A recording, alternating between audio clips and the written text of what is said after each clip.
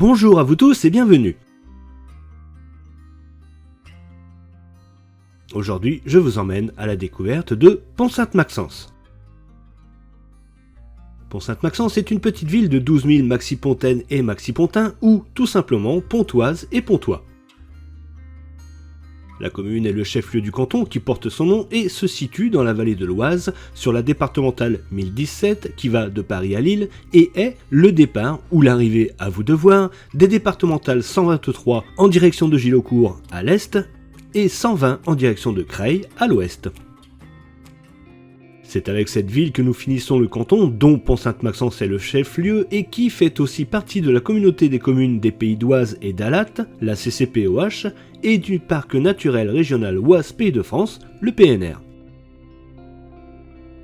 La commune a fait fusion avec le village de Saron en 1951 et compte 2 hameaux, Villette au nord et l'Évêché à l'est.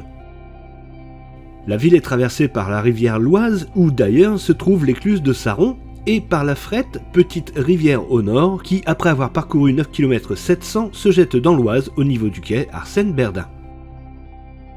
Pont-Sainte-Maxence a eu les noms jadis de Santa Maxentia, Lévandriac au 7e siècle, Pont, Pont-Maxence, Pont-la-Montagne, Pont-sur-Oise, Pont-sur-l'Oise, pour devenir enfin le Pont-Sainte-Maxence d'aujourd'hui.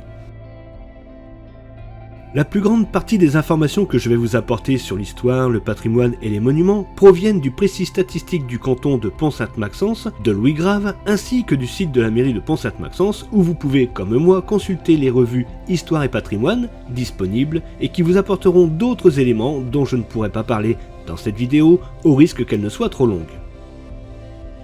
Les origines de la ville sont gauloises et sont dues à la rencontre de la route des Flandres et de l'Oise. Cette ville a pris son nom du martyr Sainte-Maxence qu'on rapporte du 5e siècle. Maxence était une princesse chrétienne, fille du roi d'Écosse ou d'Irlande selon les sources, convoitée par un prétendant païen. Pour tenter de lui échapper, elle se réfugie en France près de Senlis avec Barbantus, son serviteur, et Rosébia, sa suivante. Malheureusement, son prétendant la retrouva et, ne pouvant obtenir un accord de sa promise, il lui trancha la tête et en fit de même pour Barbantus et Rosébia. Là, je vous l'ai fait courte, mais l'histoire de Sainte-Maxence est aussi disponible sur le site de la mairie.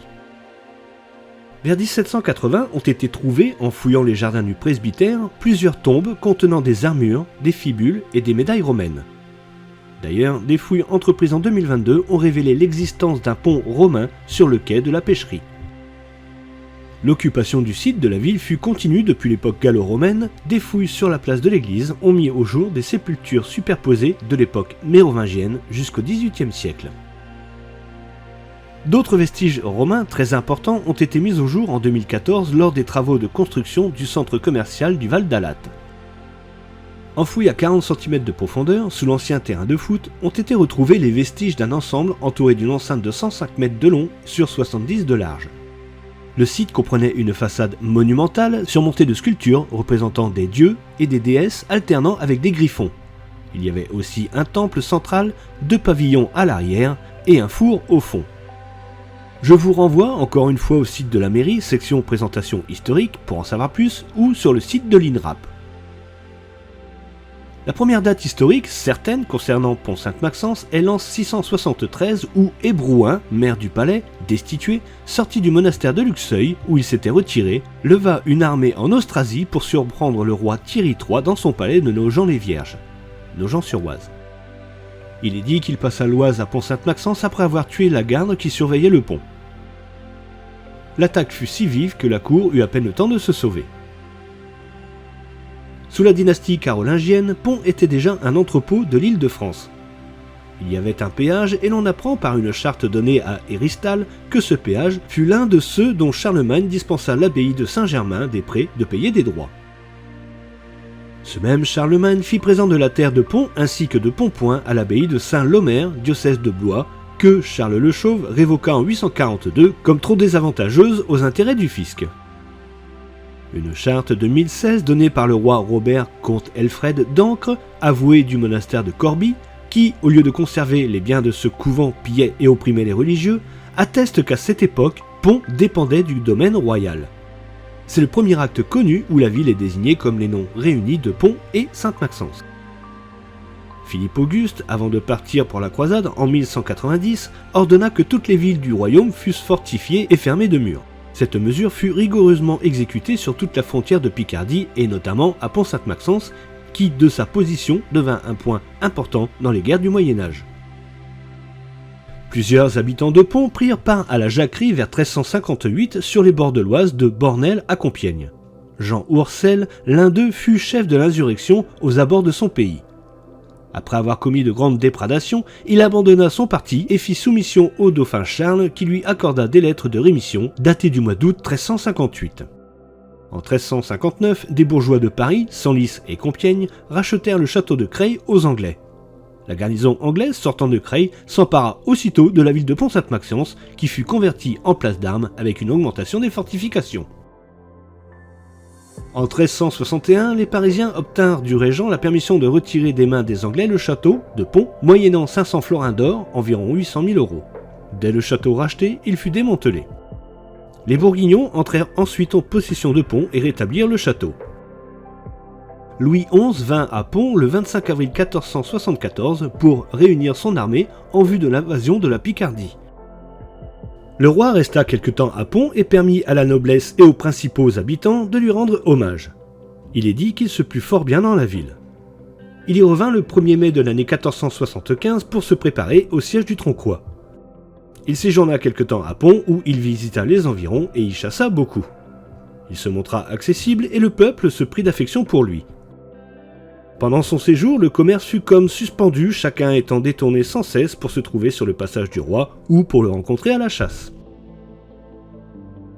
Durant la guerre de Cent Ans, la ville fut libérée par Xaintrailles et La Hire, compagnon de Jeanne d'Arc. Par ordonnance de Henri III, rendue en 1575, la ville fut autorisée à réparer les ponts-levis, tours, portes, fossés, qui servaient à la défense de la ville et qui avaient été ruinés par le temps et les guerres. Pont-Sainte-Maxence, au XVIe siècle, embrassa le parti de la Ligue. Le roi Henri III, ayant été averti vers la fin de l'année 1588 que les ligueurs désiraient s'emparer de Senlis, déjoua leur projet en augmentant les fortifications et en renforçant les garnisons. Les ligueurs se jetèrent alors sur les places voisines qu'ils prirent presque toutes sans résistance. À la fin de cette même année, les habitants livrèrent le passage de leur ville au duc de Mayenne. Henri III ordonna de détruire le pont de Pont-Sainte-Maxence où l'armée venant de Picardie devait passer. L'ordre en fut donné à Guillaume de Montmorency-Thoré, mais celui-ci étant malade, ce fut une autre personne qui s'en acquitta, mais avec tant de négligence que les troupes du duc de Mayenne traversèrent le pont sans résistance. Louis XIV, allant de Monchy-Humières à Versailles, dîna le 6 septembre 1667 à Pont. Il y coucha aussi le 2 mai 1673 en venant de Paris vers Monchy-Humières. La seigneurie dépendait de la couronne jusqu'au règne de Philippe Auguste qui la donna en 1194 à Hugues de Candaven, comte de Saint-Paul, ainsi que de Pontpoint et de Verneuil. Ce dernier en fit présent en 1221 à Gaucher de Châtillon qui avait suivi le roi en Terre Sainte. Par la suite, la seigneurie fut de nouveau réunie à la couronne pour en être de nouveau séparée plus tard. Elle était possédée au XVe siècle par Pierre l'Orfèvre, maître des comptes et seigneur d'Ermenonville, ainsi que son frère Jean. Leurs filles apportèrent en dot la seigneurie de Pont à leurs maris, Gilles Dufay et Jean de Pipemont. Jean de Couvron, fils de ce dernier, devint gouverneur de Pont-Sainte-Maxence. Il fut député aux États généraux de Blois en 1588 et de Paris en 1614. Son petit-fils étant mort sans héritier, la seigneurie passa en totalité à la maison de Dufay. Par la suite, la seigneurie vint à la famille de Saint-Simon, puis de Crussol, et enfin à Louis-César, duc de la Vallière, jusqu'en 1789.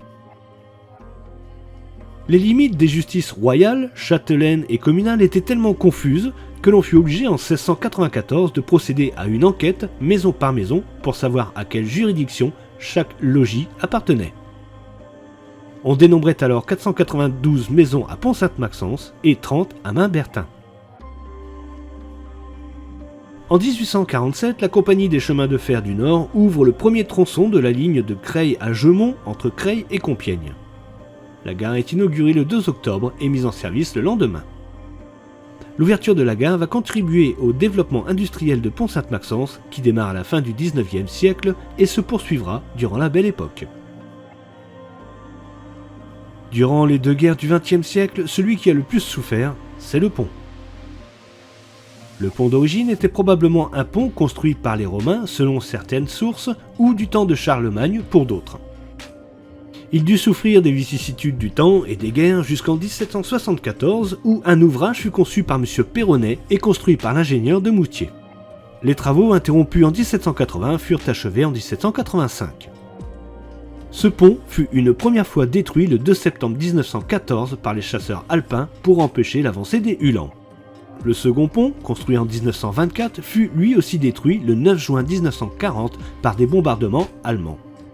Enfin, après avoir été libéré le 1er septembre 1944, un nouveau pont sera édifié en 1949, celui que l'on voit actuellement. Et voilà pour l'histoire de Pont-Sainte-Maxence. Intéressons-nous maintenant à ces monuments. La ville de Pont-Sainte-Maxence comprenait autrefois un prieuré, une église, 5 chapelles, une maison de Dieu et une léproserie. Le prieuré de Pont, sous le titre de Sainte-Maxence, existait dès le XIe siècle car il fut donné en 1038 à l'abbaye de Saint-Symphorien par Druon, évêque de Beauvais, fondateur de cette abbaye. Au XIIIe siècle, cet établissement n'avait encore pour faire son service qu'une petite chapelle sous l'invocation de Saint-Symphorien. Le prieuré Sainte-Maxence existe toujours sur le site de l'institution Saint-Joseph attenant à l'église paroissiale. Philippe le Bel autorisa dans des lettres du mois d'octobre 1296 la fondation d'une chapelle sur les bords de la rivière au faubourg de Flandre. Cette chapelle fut dite du Bénil, ensuite de Saint-Blaise de Malgeneste, puis de Sainte-Marguerite et enfin de Saint-Nicolas, patron des mariniers. Une deuxième chapelle sous l'invocation de Saint-Jean était placée en bas du mont Calipet. Elle fut démolie à la Révolution. La chapelle Sainte-Maxence était construite toute près de la route de Senlis, en dehors de la ville, à côté d'une fontaine. Sur le lieu même où l'on dit que la sainte reçut le martyre. On y venait en procession le lendemain de la Pentecôte, il y avait aussi un grand pèlerinage que fit Charlemagne. Reconstruite en 1699, cette chapelle fut démolie en 1794, mais la fontaine subsiste. C'est probablement la fontaine aux moines. La quatrième chapelle, dite de Saint-Louis, fut bâtie en 1325 pour le service de la Maison Dieu près du quai de la Pêcherie, c'est ce que nous dit Louis Grave. Cette chapelle fut détruite sous Napoléon. Il subsiste une colonne en pierre de cette chapelle qui sert de fût au calvaire du carré religieux du cimetière communal. La cinquième était la chapelle du Sacré-Cœur, près de la tour du mont Calipet, qui est en ruine de nos jours. Malgré ces chapelles disparues, il reste tout de même quelques bâtiments intéressants à découvrir. Je vais commencer par le plus important selon moi, l'église Sainte-Maxence. Cette église est la seule église en France sous l'invocation de Sainte-Maxence. Si l'on accepte la chapelle Sainte-Maxence d'Yvillers, commune de Villeneuve-sous-Verberie, qui fut autrefois une église. L'église est donc classée au monument historique depuis le 23 mai 1921. C'est une des rares églises de la région à avoir été complètement reconstruite après les ravages de la guerre de 100 ans. Cette reconstruction s'est faite en 3 campagnes. L'édifice se compose d'une nef de 5 travées, d'un chœur de 3 travées et d'une abside pentagonale. De l'extérieur, on ne voit que la façade et la nef côté nord. Je suppose que ce n'était pas le cas jadis et que l'on pouvait l'admirer entièrement. Car oui, on peut admirer cette église. Son style gothique avec son clocher de style Renaissance, la différence de toiture entre la nef et le chœur, ses 60 mètres de longueur pour 20 mètres de largeur et 14 mètres de hauteur en font une église très particulière, la plus grande que j'ai vue jusqu'à maintenant. Le chœur et son abside pentagonale sont tout simplement incroyables. C'est la première église où je vois cette disposition. Je l'ai déjà vue, mais sur des cathédrales. La partie haute du chœur se repose sur le déambulatoire par 10 arcs boutants. Les nombreuses fenêtres sont larges et hautes. Ce chœur est tout simplement magnifique. La nef est agrémentée de magnifiques fenêtres à remplage avec un superbe réseau flamboyant. La façade, elle, est somptueuse. Il y a 3 portails avec le principal au centre et les décorations sont nombreuses. Le bas-côté nord est agrémenté de 3 contreforts, dont 2 comportent des pinacles et celui du milieu une gargouille. Les 2 portails de la nef ont une accolade et une niche sur leur droite et sont surmontés d'un oculus dont celui du bas-côté possède un joli réseau flamboyant. Le clocher est, lui, disons-le, surprenant. Là encore, c'est le premier de ce style que je vois, et en même temps, vu sa date de construction, 1577, le style Renaissance est en pleine expansion en France, et les hautes flèches, comme on les connaît habituellement sur nos églises, ne sont plus en vogue. Ce clocher est donc très intéressant. C'est une tour carrée avec une vraie et une fausse tour d'escalier, agrémentée chacune de 3 niches ornées de coquilles Saint-Jacques. Le premier étage bénéficie d'un décor recherché avec emploi du plein cintre, pilastres et colonnes corinthiennes. Suivent 2 autres étages percés chacun d'un oculus, et l'étage de beffroi percé de 2 baies à basson à l'est et à l'ouest, et de 3 au sud et au nord. Au-dessus de cet étage, les tourelles se finissent par un petit dôme, et 2 autres ont été créés à l'est pour uniformiser le tout. Ces dômes sont reliés par une balustrade, et le centre est occupé par une grande coupole en pierre couronnée par un lanternon. Personnellement, je trouve cette église Sainte-Maxence magnifique. Et l'intérieur est tout simplement incroyable. Je ne sais pas si je vais trouver les mots pour la décrire. La nef de 5 travées est large et haute et accompagnée de bas-côtés presque de même hauteur. La hauteur est d'ailleurs assez impressionnante. Le chœur n'est pas en reste. Il est constitué de 4 travées et possède un magnifique déambulatoire. Le plus beau que j'ai vu jusqu'à présent. En même temps, j'en ai vu que 2 depuis le début, celui de l'église abbatiale de Moriaval, bien plus petit, et celui-ci. Encore une fois, ce chœur est digne d'une cathédrale. Le déambulatoire possède 4 chapelles, la chapelle Sainte-Maxence, la chapelle de la Vierge, la chapelle Saint-Joseph et la chapelle du Sacré-Cœur, toutes les 4 avec un autel et un retable. En parlant de retable, celui du chœur, en bois sculpté avec beaucoup de décors, date du 19e et est vraiment somptueux. Mais pour admirer les éléments de cette église Sainte-Maxence les plus extraordinaires, il vous faut lever la tête. Toute l'église est voûtée d'ogives et les voûtes sont toutes à liernes et tiercerons avec toutes des motifs différents. C'est ce qui m'a tout de suite interpellé quand je suis entré dans cet édifice. Et là, je n'ai pas de mots qui pourraient décrire ces voûtes d'ogives ou tout simplement « waouh ». Je crois que c'est ce que j'ai dit quand je suis rentré d'ailleurs. L'église comprend aussi une belle chaire à prêcher, un superbe lutrin, des fonds baptismaux de toute beauté et un orgue tout aussi magnifique. Au nord, dans la première travée du chœur, un bel escalier mène à la sacristie et la petite chapelle de Saint-Jean-Baptiste. Je vous laisse avec quelques éléments intéressants de cette incroyable église Sainte-Maxence.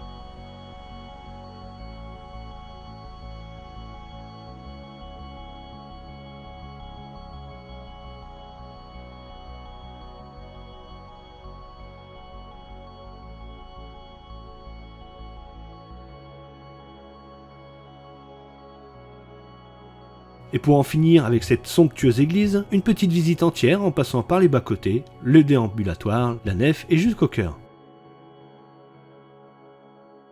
Si vous en avez l'occasion, venez découvrir ce joyau de Pont-Sainte-Maxence par vous-même, cela en vaut vraiment la peine.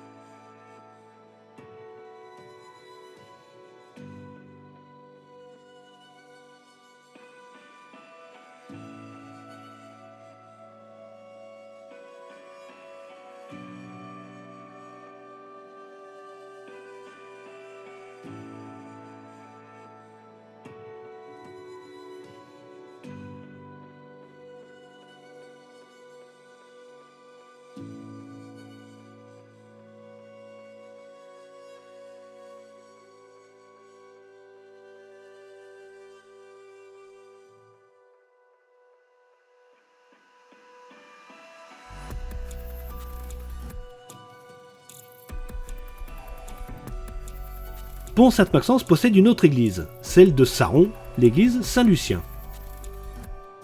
Cette église, inscrite au monument historique le 30 novembre 1995, fut construite à la fin du XIe siècle et est de style roman. La sacristie a été ajoutée au XVIIIe et le bas-côté nord a été reconstruit en 1851.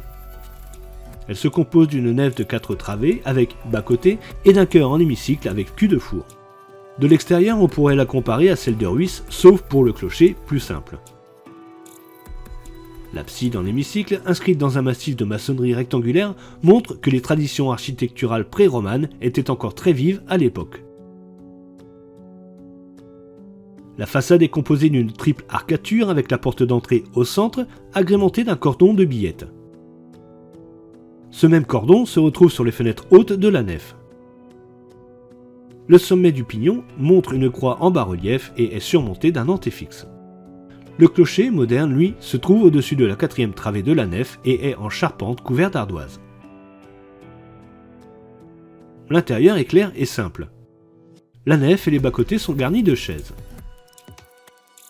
L'église n'a presque pas subi de transformation au fil des ans et les fenêtres, ainsi que les arcades en plein cintre, démontrent encore l'aspiration romane. Les 2 bas-côtés comprennent un autel et le maître-autel dans l'abside en cul de four est accompagné d'un joli retable. Il y a encore quelques tableaux et un très beau chemin de croix et une maquette de bateau en hommage à Saint Nicolas, le saint patron des bateliers et mariniers. Le confessionnal est dans le bas-côté nord alors que les fonts baptismaux, probablement d'origine, sont dans le bas-côté sud. Le seul vitrail décoré est celui au-dessus de l'entrée. Je vous laisse avec quelques éléments intéressants de cette jolie église Saint-Lucien.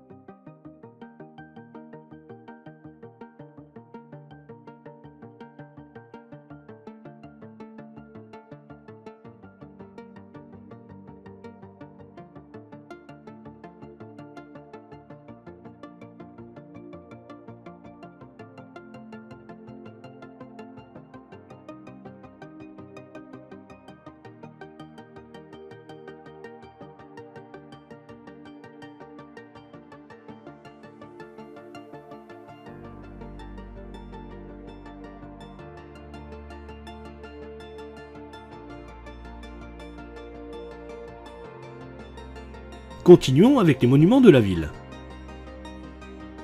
Quai Auguste Deschamps se trouve le phare d'Auvelais, inauguré en 1970 et qui est une réplique de celui d'Auvelais en Belgique, qui commémore les soldats français principalement bretons qui ont essayé de défendre la ville d'Auvelais de l'invasion allemande en août 1914. Ce phare avait disparu pendant 2 ans à la suite de travaux, mais a été reconstruit et de nouveau inauguré le 1er octobre 2016. Le mont Calipet qui surplombe Pont-Sainte-Maxence à l'est et qui fut probablement un point stratégique pour les Romains a accueilli, comme je le disais précédemment, la chapelle du Sacré-Cœur. Les traces de ce mont remontent au XVIe siècle sous le nom de Capille et s'y trouvait un calvaire qui dominait la ville. Rappelons qu'à cette époque, le mont Calipet était pratiquement vierge de végétation. En 1717, le duc d'Uzès, déjà propriétaire de 3 moulins à blé dans la ville, fait édifier un moulin à vent sur le mont Calipet. Puis en 1719, il fait construire la tour que nous voyons encore de nos jours. En 1851, la congrégation des frères maristes s'installe à l'institution Saint-Joseph. En 1880, ils érigent la chapelle du Sacré-Cœur, qui sera attenante à la maison de retraite des frères maristes, qui fut occupée jusqu'en 1905. Elle finira par être abandonnée et tombera en ruine. La statue de la chapelle du Sacré-Cœur fut descendue et placée dans le jardin du presbytère. Comme autre monument, on peut citer les vestiges de la façade de l'ancien palais de l'Irène qui remonte à une commanderie de l'ordre du Temple, puis de l'ordre de Saint-Jean de Jérusalem. Ce palais aurait ensuite accueilli les ducs de Bourgogne pendant la guerre de Cent Ans. À partir du XVe siècle, il appartenait à l'abbaye de la Victoire près de Senlis. On ne connaît pas la date de sa destruction, ni le pourquoi, mais la façade avec son portail et ses fenêtres à meneaux obstruées démontre un bâtiment qui devait être très intéressant. On peut encore voir, rue de l'Éperon, un vestige du mur d'enceinte qui date du XIIe siècle. Pont-Sainte-Maxence compte aussi quelques belles demeures. Claude Primet, surnommé le père de la casserole en aluminium, et gendre de Pierre Montupet, créateur d'une fonderie de cuivre et de bronze, fait acquisition au début du XXe siècle d'une propriété composée d'un château, d'un grand parc boisé et d'un étang. Ce parc est le parc de Sautemont où aujourd'hui sont implantés plusieurs logements, mais qui a gardé son château de briques et de pierres de taille. C'est une très belle demeure qui désormais accueille des appartements privés.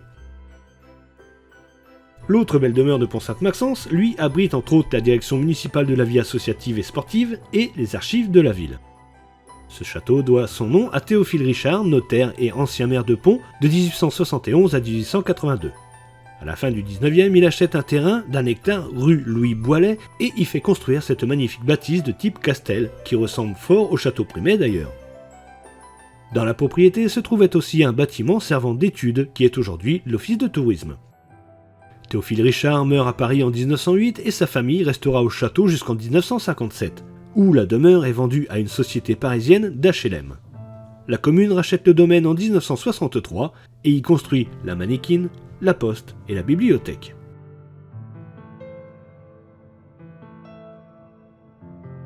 Un troisième château se trouve dans le hameau de Villette et porte le même nom. On devait un premier château au marquis Charles de Villette qui fut marié à reine Philiberte de Varicourt, fille adoptive de Voltaire. Ce château fut construit avec les pierres du château de Verneuil-en-Alate et celles du château de Fontaine-le-Comte qui se trouvait dans le marais de Sacy.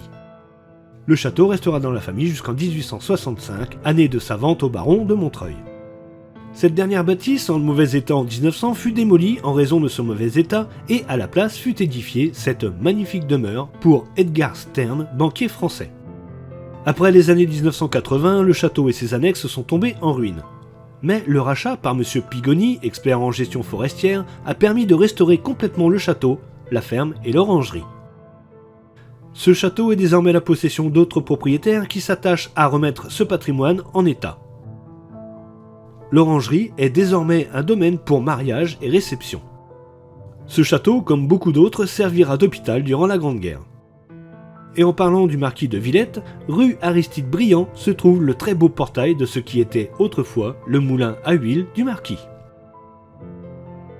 Pont-Sainte-Maxence a eu aussi un château fort appelé Fief de Mello au XIIIe siècle dont il ne reste qu'une tour qui aurait servi de prison au Moyen-Âge que l'on peut voir de la place du maréchal Leclerc. Il y avait une quatrième belle demeure appelée le château Fossard ou château des Marais. Cette demeure fut construite sur demande de M. Farcy Constant Herbert après 1840. Le domaine resta ensuite dans la famille pour être racheté par Basilide Fossard. Ce domaine d'un hectare environ était composé du château, d'un chalet, de 2 pavillons, de plusieurs jardins, d'écuries et de vergers. Un des pavillons du château a abrité pendant de nombreuses années les services de la Croix-Rouge. Durant les années 1940 furent installés dans le parc des baraquements pour accueillir les réfugiés et sinistrés. L'image de ces baraquements à l'entrée de Pont ne donnant pas une belle image, ils furent détruits et avec lui le château qui aurait nécessité une trop importante restauration. À la place du château s'élève maintenant une résidence pour personnes âgées et à côté le carrefour Jeanlin. Ce carrefour, qui autrefois était appelé par les habitants le carrefour du haricot, a laissé place à un carrefour à sens giratoire qui a fluidifié la circulation. La création de ce nouveau carrefour a engendré le déplacement au nord de la rue Pasteur et a agrandi par là même le Champ de Mars.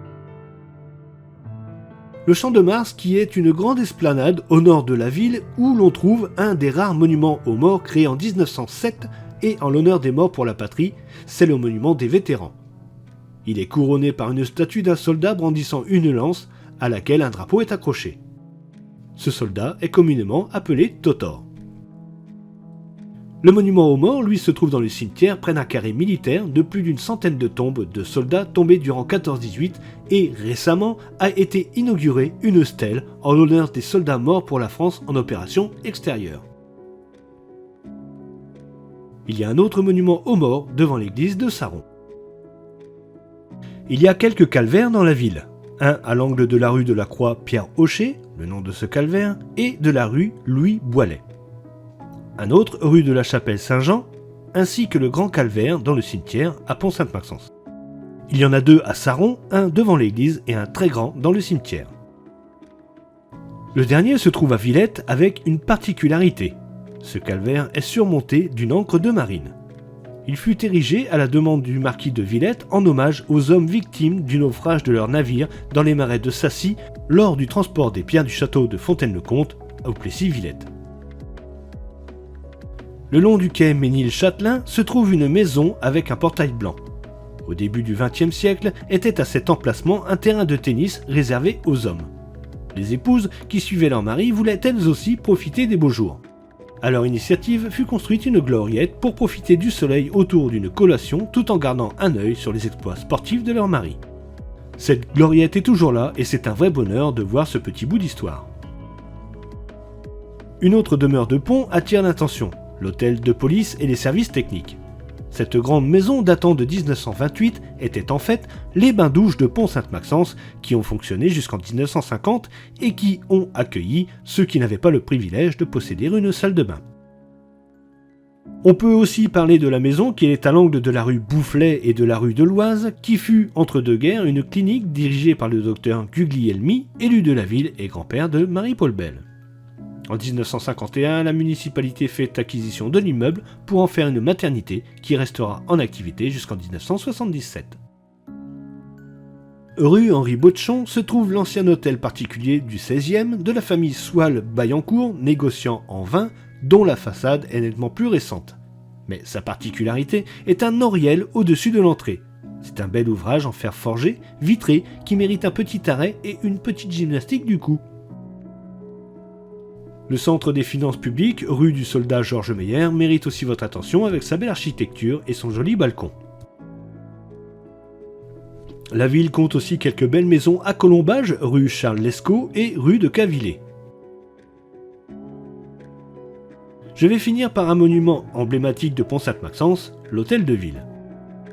Construit en 1929 sous l'impulsion du maire Georges Decroze pour répondre aux besoins d'une cité en pleine expansion industrielle et démographique. De style art déco, il est l'œuvre de l'architecte Jean Patin et les bas-reliefs sur la façade principale du sculpteur Henri Nicot. Si l'architecte dit de cet hôtel de ville « La ville de Pont s'étendant horizontalement sur une grande longueur, il nous a paru nécessaire d'affirmer par une verticalité la volonté de rendre visible de loin la silhouette de la mairie, centre et âme de la cité. » Il est possible aussi que la hauteur de l'édifice vienne de l'ambition du maire Georges Decroze qui voulait un clocher plus haut que l'église pour glorifier la mairie ou peut-être marquer clairement sa position anticléricale. Ou peut-être les deux. Les monuments d'une ville racontent sa vie, son histoire, mais les rues aussi. Certaines ont des noms connus et d'autres non, mais ces noms sont souvent ceux de personnes qui ont fait l'histoire de la ville ou qui l'ont racontée, comme René Blanchon, Maxi Pontin, historien local amoureux de sa ville et collectionneur de tout ce qui s'y rapportait. À son décès, sa famille a légué toute la collection au service Histoire et Patrimoine de Pont, qui se trouve aux archives du château Richard et qui peut être consulté gratuitement. La rue Georges Decroze, maire de Pont-Sainte-Maxence de 1912 à sa mort en 1939, mais qui fut aussi sénateur, député de l'Oise et combattant décoré de la Légion d'honneur et de la Croix de guerre de la Première Guerre mondiale. La place Gérard Palteau, ancien maire de Pont, élu en 1959, réélu en 1965, qui terminera son mandat en 1971. Il exerça aussi 2 mandats de conseiller général. La place Michel Bourdeau, place de la Gare, qui fut maire de 1971 à 1977. La rue Charles Lescaut, né à Pont en 1759, ingénieur qui a travaillé à l'assèchement des marais de Rochefort-sur-Mer et dirigé les travaux de la route du Simplon, un col dans les Alpes suisses. La rue Henri Boetchon, ouvrier né à Bar-le-Duc, résident à Pont, qui fut arrêté le 8 septembre 1942, déporté en juin 1944 et décédé le 7 février 1945 à Dachau. La rue Louis Boilet, né à Pont le 27 février 1924, fils du maire Robert Boilet, et mort en action le 1er septembre 1944 à Rémy. Il repose dans la crypte de la Sorbonne. La rue Robert Échelle, né le 15 juillet 1918 à Tollet, dans le Finistère, est mort en action le 31 août 1944 à Pont. La rue du soldat Georges Meyer, du nom d'un soldat américain tué à cet endroit le 31 août 1944. L'allée Cyril Genet, né à Pont, policier de la BAC, décédé le 21 février 2013 dans un accident de la circulation lors d'un délit de fuite, et l'allée Alexandre Van Doren, lui aussi natif de Pont, caporal dans l'armée de terre, décédé en 2013 au Mali. Bien sûr la rue Perronnet, l'architecte du pont de Pont, Sainte-Maxence. La rue Belle et Bonne, le surnom donné à Reine Philiberte, épouse du marquis de Villette. La rue des Bouchers, où se trouvait il fut un temps pas moins de 9 bouchers. Et bien d'autres rues que je m'excuse de ne pas pouvoir détailler, encore une fois, au risque d'être trop long. On peut aussi noter le square Pierre Lézène, peintre amateur maxipontain décédé en 1987. La ville de Pont-Sainte-Maxence vit naître en 1157 Guérin, chancelier de France sous Philippe Auguste. On assure qu'il eut d'abord un canonicat à Saint-Quentin et que, jeune encore, il fut maître de la chapelle du roi, on l'appelait alors frère Guérin. Il fut élu en 1213 à l'évêché de Senlis. La ville a vu naître aussi, plus près de nous, Marie-Paul Belle, chanteuse née à Pont en 1946, qui fut disque d'or avec sa célèbre chanson La Parisienne, et Romane Boringer, fille de Richard Boringer, actrice comme son père. La ville reçut la visite de nombreux rois qui venaient chasser en forêt d'Alatte, dont François Ier, qui octroya la charte de la ville à la commune en lui offrant son emblème royal, la salamandre. Après nous être intéressés à l'histoire et aux monuments de Pont-Sainte-Maxence, allons découvrir la ville d'aujourd'hui. Pour l'école, Pont-Sainte-Maxence compte 2 groupes scolaires, les groupes Ferdinand Buisson, rue Louis Boilet, et Adrien Bonnel à Saron, avec maternelle et élémentaire. Il y a de plus les écoles maternelles Paul Langevin, près du Moncel, Marie Curie, près du Champ de Mars, Jacques Prévert au Fond Robin, et Paul Verlaine dans le quartier du Terrier. Il y a aussi les écoles Fabre d'Églantine près du Moncel, Jean Rostand au Fond Robin, Robert Desnos au quartier du Terrier, Jules Ferry rue Gambetta. Et bien sûr, dans le quartier du Terrier se trouve le collège Lucie et Raymond Aubrac. Mais il y a aussi l'Institut Saint-Joseph du Moncel au pied de l'église. Cet institut comprend 7 classes de la petite section OCM2, 16 classes de la 6e à la 3e, avec en plus un lycée général et technologique, un lycée professionnel des métiers de la vente et du commerce, et l'enseignement supérieur pour les diplômes d'État. Cet institut a été créé en 1851 par les frères maristes. La ville dispose de 7 restaurants scolaires pour assurer les repas de près de 830 élèves. Les services petite enfance, enfance et jeunesse sont gérés par la CCPOH. Différents modes d'accueil sont proposés dès l'âge de 3 mois jusqu'à 13 ans, avec des crèches, halles de garderie, assistantes maternelles et périscolaires. Après l'école, les enfants peuvent aller s'amuser dans les aires de jeux de la ville, comme celle de la rue du Stade, récemment installée, ou celle du quartier du Terrier. Dans ce même quartier, on trouve un city-stade, on en trouve un autre rue Charles Frigo, et un autre est en cours de réalisation à Saron, derrière l'école. On trouve aussi quelques aires de street working. Pour les équipements sportifs, Pont-Sainte-Maxence comprend le gymnase La Salamandre, avec une salle principale pour le handball, basket, volley, badminton, un dojo et une salle d'escrime. Le stade Raymond Louchard, avec terrain synthétique et en herbe. La piscine Jacques Moignet, dans le quartier du Terrier. L'espace Daniel Gatti pour le fitness et la boxe. La salle Jules Ferry pour la danse, un boulodrome et un skatepark. On trouve aussi le complexe sportif Georges Decroze avec le stade de foot et une piste d'athlétisme et 6 cours de tennis dont 2 couverts. Pour la culture, les habitants peuvent profiter de la bibliothèque Reine Philiberte, le cinéma Le Palace, mais aussi de la salle de spectacle La Mannequine qui propose plusieurs manifestations comme concerts, théâtres, spectacles, etc. Et enfin, la ville met à disposition 3 salles gérées par la direction de la vie associative et sportive. Et en parlant d'associations, Pont-Sainte-Maxence en compte plus d'une centaine de culture et loisirs, socioculturelles, environnementales, patriotiques, sociales, sportives et scolaires. La ville accueille environ 1000 entreprises et artisans, principalement au nord-ouest sur la départementale 29 en direction de Brenouille, où d'ailleurs vous pouvez aussi trouver, rue Pasteur, 2 grandes surfaces ainsi que le centre commercial du Val d'Alat au nord qui a ouvert ses portes en 2015. Il y a à peu près 150 commerces, la plupart dans le centre-ville comme boulangerie, boucherie, bar tabac, bar brasserie, papeterie, salon d'esthétique, fleuriste, coiffeur, opticien, photographe, informatique, supérette, etc. On peut aussi trouver quelques banques et assurances et agences immobilières. Il y a bien sûr les restaurants et établissements de restauration rapide, une 50aine en tout, et sur la 1017, une station essence et 2 concessionnaires automobiles. Sans oublier les 2 marchés hebdomadaires le mardi matin, au Champ de Mars, et le vendredi matin, place du Marronnier.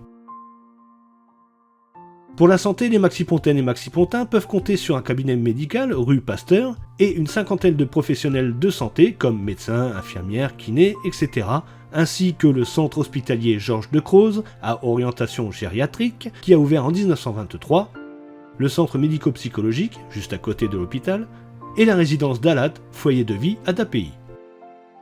2 laboratoires d'analyse sont aussi présents dans la ville. Et pour nos amis à poil et à plumes, la clinique vétérinaire des bords de l'Oise. Pour la sécurité, une gendarmerie, un hôtel de police et un centre de secours sont présents pour assurer le calme, la tranquillité, la sécurité de cette très intéressante et jolie ville qu'est Pont-Sainte-Maxence. Pour finir, si vous voulez découvrir Pont-Sainte-Maxence par vous-même, il y a une dizaine de gîtes que vous pourrez trouver sur gîtes.fr ou encore Airbnb. Cela vous donnera l'occasion de vous balader dans les rues de Pont, de retrouver tous les monuments, les rues, les commerces que je vous ai présentés et de voir à quel point Pont-Sainte-Maxence est une petite ville vraiment sympathique, agréable et historique et que cette petite ville coupée en 2 par la rivière l'Oise offre, si l'on prend le temps, un voyage dans l'histoire et le temps. Pour cela, la mairie a mis en place une signalétique assez complète dans la ville qui vous éclairera sur certains monuments et moments d'histoire. Voilà, c'est ainsi que se termine la découverte de Pont-Sainte-Maxence, petite ville que j'avais déjà traversée, mais sans m'y attarder, et je vous assure qu'aujourd'hui, je suis heureux d'avoir fait cette vidéo, d'avoir rencontré des maxipontaines et maxipontins, d'avoir découvert les rues, les monuments de cette jolie petite ville. Il se peut que j'ai oublié de mentionner certains éléments, et si c'est le cas, je m'en excuse. Je tiens à remercier Monsieur Dumontier, maire de Pont-Sainte-Maxence, Madame Bellhomme, la paroisse de Pont-Sainte-Maxence et le service des archives de la ville pour leur aide et leur accueil. Je remercie aussi les commerçants et toutes les personnes qui m'ont aidé dans la préparation de cette vidéo. J'espère vous retrouver bientôt et que cette vidéo vous a plu, et si c'est le cas, n'hésitez pas à partager, commenter et mettre un j'aime, et n'oubliez pas de vous abonner et d'activer la petite cloche pour ne pas manquer les prochaines découvertes. A bientôt! Au revoir Pont-Sainte-Maxence.